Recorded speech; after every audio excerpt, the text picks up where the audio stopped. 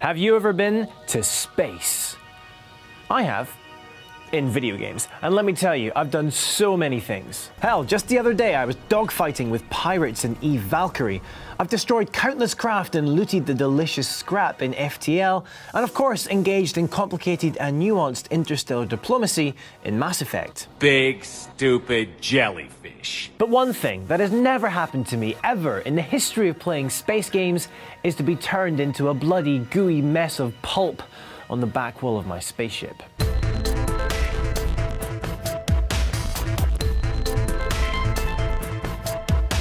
Now, I know this may seem like a very strange thing to mention. However, not spending your future as a bloody mess of gooey pulp is a very real consideration if the science fiction space travel of video games were ever to become science fact in real life. And it's all down to something called inertia. Inertia, you see, is the resistance an object has to a change in momentum. That could be changing from still to moving, or changing direction while traveling in a straight line. Think of being in a car, for example. The faster you accelerate, the more force you feel. So when you accelerate in a regular vehicle, you go 0 to 60 in 8 seconds. And the force you experience, you experience some force pushing you into the back of your seat. Now say you start accelerating and then a second later, you're traveling at the speed you would be had you jumped off a building. The seat that you're sitting in is equivalent to, or would be traveling at the same speed as, the ground would be rushing up at you, you would just be squished. Pulp on the back of your seat. Ugh, nasty. So that's what can happen if you speed up almost instantaneously. But what level of force can people actually survive? What about real-life astronauts? What do they go through when blasting off and traveling out through Earth's atmosphere? So when astronauts take off, they feel this big force pushing down on them, which is a combination of gravity and inertia, which most people know as G-force, though G-force is technically an acceleration. And it's that acceleration which makes you feel a force. It's a force on your body of about 3 to 4 G, which is enough that they can still move around and do things. As Elizabeth said, we commonly refer to this property of acceleration as G-force. In freefall, we would experience 0 G, no gravity at all. Standing still, we experience 1 G, 1 times the force of gravity.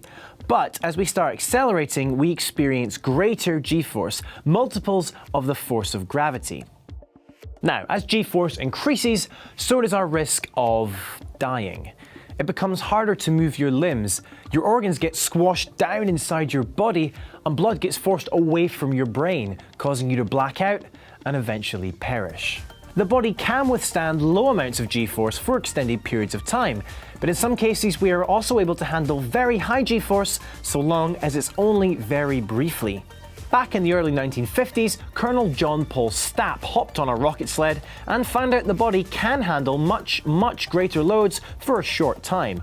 Traveling at over 630 miles per hour, he then slowed to a standstill in 1 second, pulling an incredible 46.2 Gs against his restraints. That's the equivalent of his body weighing over 4 tons.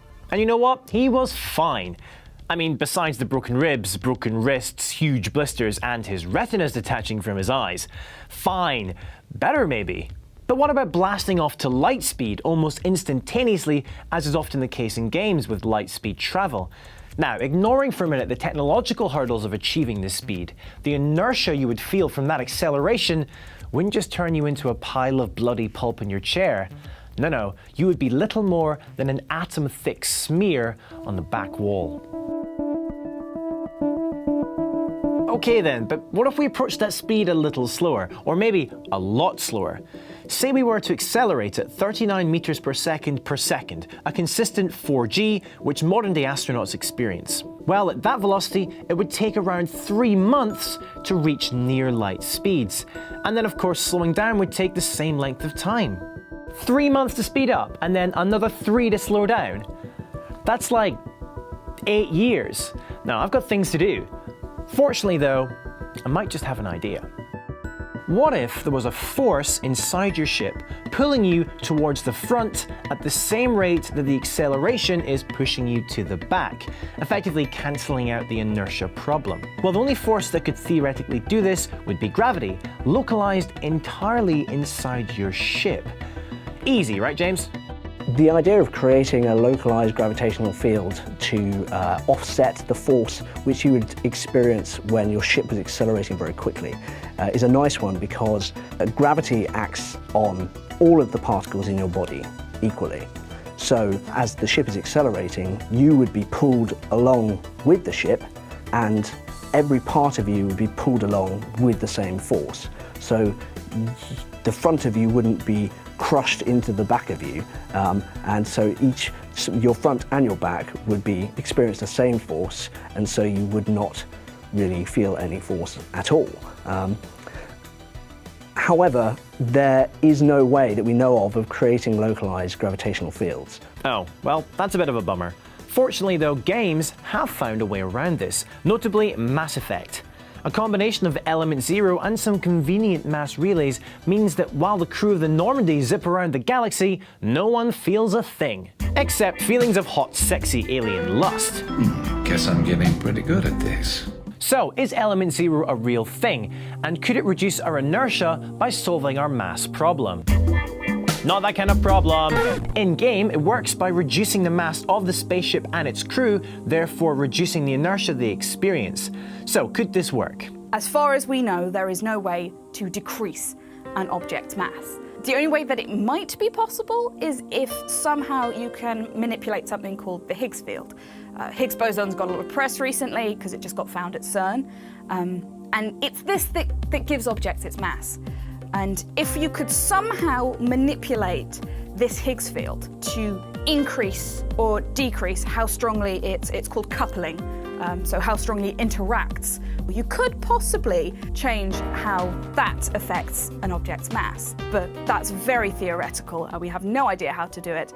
Okay, so it seems Mass Effect can't really help us with our inertia problem, but what about actual theoretical physics? Another way that people have come up with is, rather than trying to use propellant to just make you go forward, you stay going at a fairly leisurely speed, but you change space-time around you.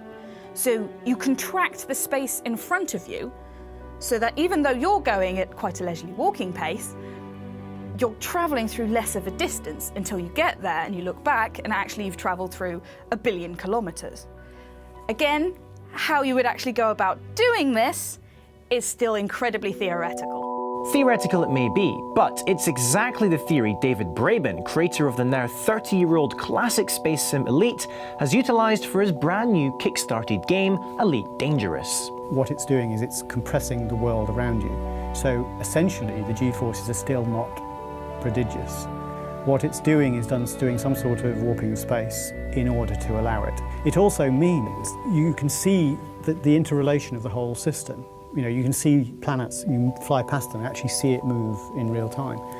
And you just see the real beauty of these systems, you know, the sheer vastness of it. And then you can sort of drop back into sort of normal space and realise that you just realise the vastness of the distance that you just covered. Well, let me know what you thought of this week's reality check, and my thanks once again to James, Elizabeth and David for helping out. Last week on the show, I explored the science of hardcore fans. GameSpot commenter Arcanils25 said, well, that explains the console war. And they're right.